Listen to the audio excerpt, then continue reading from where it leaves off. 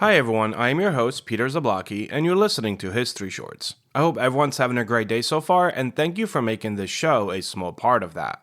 If you'd like to help me out with a small gesture, please leave History Shorts a rating or a review, and click that subscribe button if you haven't already done so.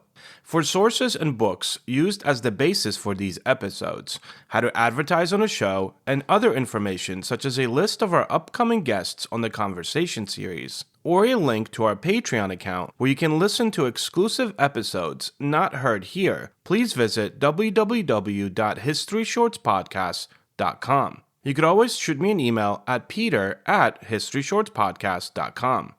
Today's episode is brought to you by the Podcast Republic, your ultimate podcast listening app. Discover and subscribe to thousands of podcasts from around the globe, all in one place. Download Podcast Republic now and take your podcast experience to the next level.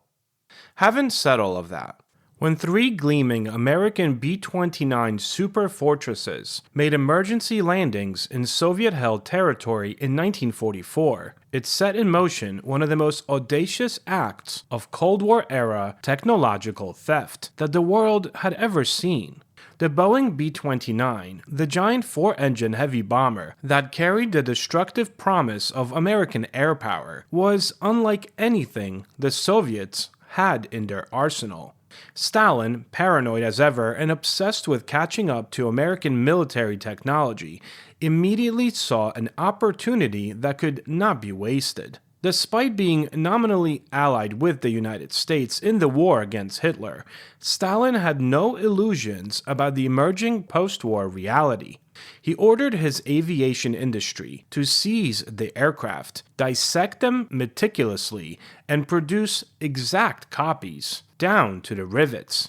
Thus began the frantic, ingenious, and often absurd Soviet effort to reverse engineer the B-29 bomber into what would become the Tupolev Tu-4, the first Soviet strategic bomber capable of reaching the United States itself. Here is the rest of that story. Yesterday, December 7th, 1941, it's one small step for man, one giant leap for mankind. Mr. Gorbachev, tear down this wall. The operation was codenamed Project B, and it would test the very limits of Soviet industrial capacity. At the heart of the effort was Andrei Tupolev, the brilliant and pragmatic aircraft designer who had already spent years in a Soviet prison during Stalin's Great Purge, but who was now rehabilitated, at least for the moment, and trusted with one of the most sensitive projects in Soviet aviation history. Tupolev's orders were clear: produce a B-29 clone as quickly as possible, without asking for new resources or proposing design improvements. Improvements, Stalin warned, were dangerous. They implied that the original American design was flawed, something Stalin could not countenance after seeing the bombers with his own eyes at an airfield outside Vladivostok. The three captured B-29s presented an intriguing mixture of fortune and challenge. One had crash-landed, but was largely intact, while the others bore battle damage from their missions over Japan. After all, they had landed on what they thought was friendly land. Soviet engineers and technicians swarmed the aircraft like bees. No component was too small to escape scrutiny. The Americans diplomatically but firmly requested the return of their bombers, citing the Soviet-American friendship of the war years. But Stalin had no intention of complying. Instead, he ordered that the bombers be hidden from view, dismantled piece by piece, and studied under conditions of utmost secrecy. Reverse engineering the B-29 was no simple task. The Americans had built the bomber with advanced alloys, precision machining, and highly specialized electronics, many of which were well beyond Soviet capabilities in 1944 or 45. Rivets, for example, posed an unexpected problem. American manufacturers used a particular size and spacing of rivets that Soviet factories did not produce. Yet Tupolev insisted on absolute fidelity. Soviet engineers even joked bitterly that if an American B-29 had a dent on a particular panel, Stalin would expect the Soviet copy to include a dent in the same spot. Entire Soviet industries had to be mobilized to meet the demands of Project B. Special aluminum alloys were reverse engineered or approximated. The engines, Wright R3350 duplex cyclone radial engines, could not be replicated exactly due to material shortages, so Soviet designers made their own version, Svetsov ASH 73TK, based closely on the American model but with some unavoidable Soviet improvisations. Meanwhile, the electrical systems, hydraulic components, oxygen supplies, defensive machine guns, and advanced analog computing sites used to aim the B-29's remote-controlled gun turrets all had to be either replicated or substituted with Soviet equivalents. Tupolev reportedly fumed in frustration when Soviet bureaucrats suggested simplifying certain complex parts. He knew that Stalin would view any deviation as sabotage. The process was both exhilarating and terrifying for the engineers involved.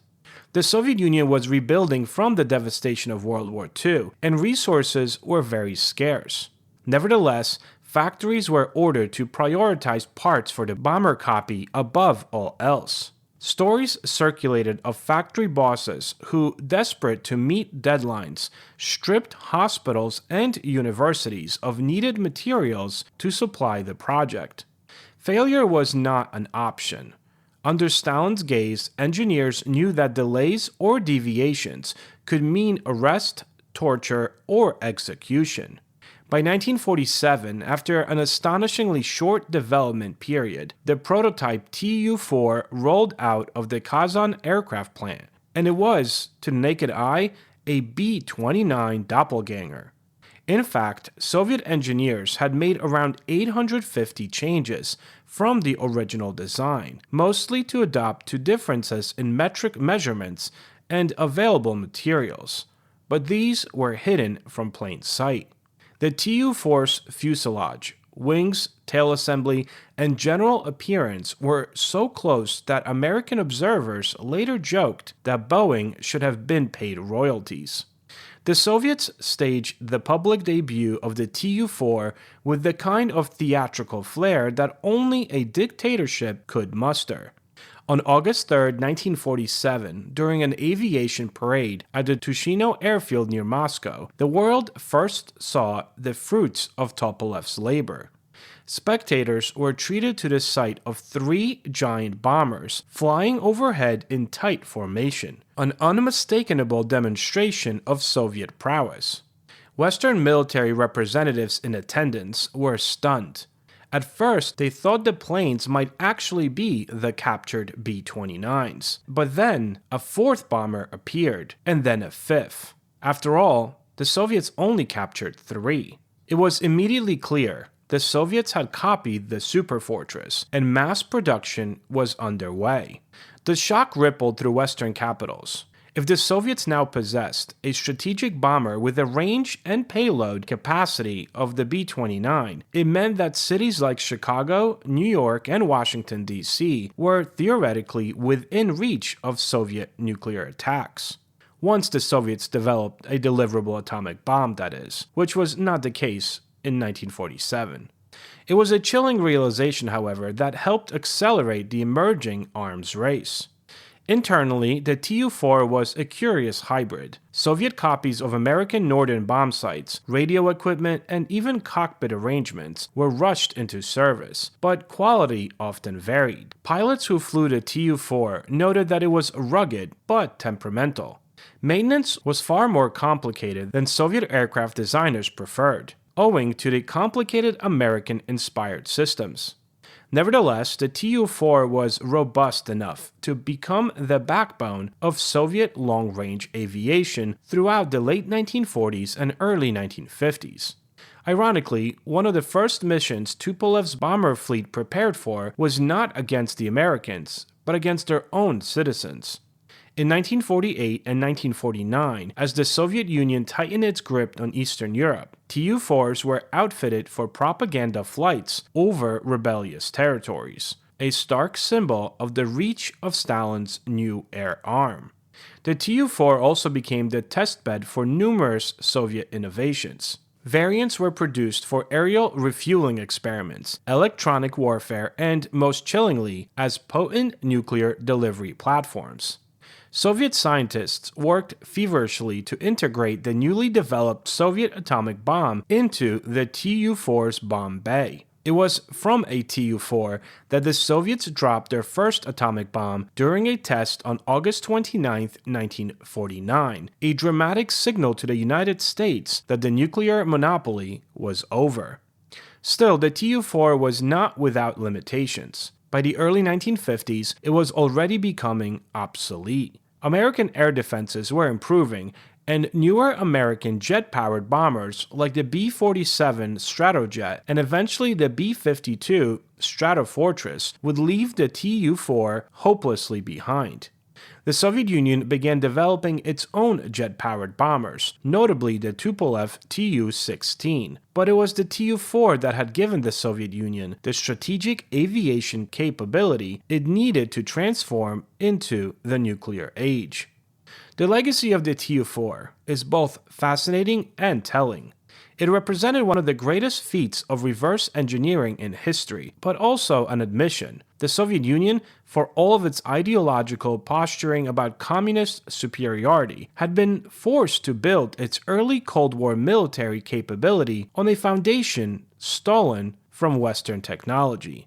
The image of Stalin, the dictator, leaning in to study blueprints drawn from American sweat and ingenuity says much about the contradictions of Soviet power: vast, aggressive, but ultimately reliant on the very capitalist systems it sought to destroy. Perhaps the greatest irony is that the Tu-4 itself eventually became a source of technological proliferation. China received Tu-4s from the Soviet Union and used them as the basis for their own early attempts at building a strategic bomber fleet. In a strange twist, the copied bomber that began with American blueprints and Soviet ambition would then go on to influence the strategic calculations of yet another rising power. Today, only a handful of Tu-4s remain, mostly in museums in Russia and China. They are relics, enormous silver-skinned machines from an age when espionage, desperation, and ambition collided in ways that would shape the course of the Cold War. Thanks for listening. Marketing is hard. But I'll tell you a little secret. It doesn't have to be. Let me point something out. You're listening to a podcast right now, and it's great. You love the host, you seek it out and download it. You listen to it while driving, working out, cooking, even going to the bathroom. Podcasts are a pretty close companion. And this is a podcast ad. Did I get your attention? You can reach great listeners like yourself with podcast advertising from Libsyn Ads. Choose from hundreds of top podcasts offering host endorsements, or run a pre-produced ad like this one across thousands of shows to reach your target audience in their favorite podcasts with Libsyn Ads. Go to libsynads.com, that's Libsyn, ads.com today.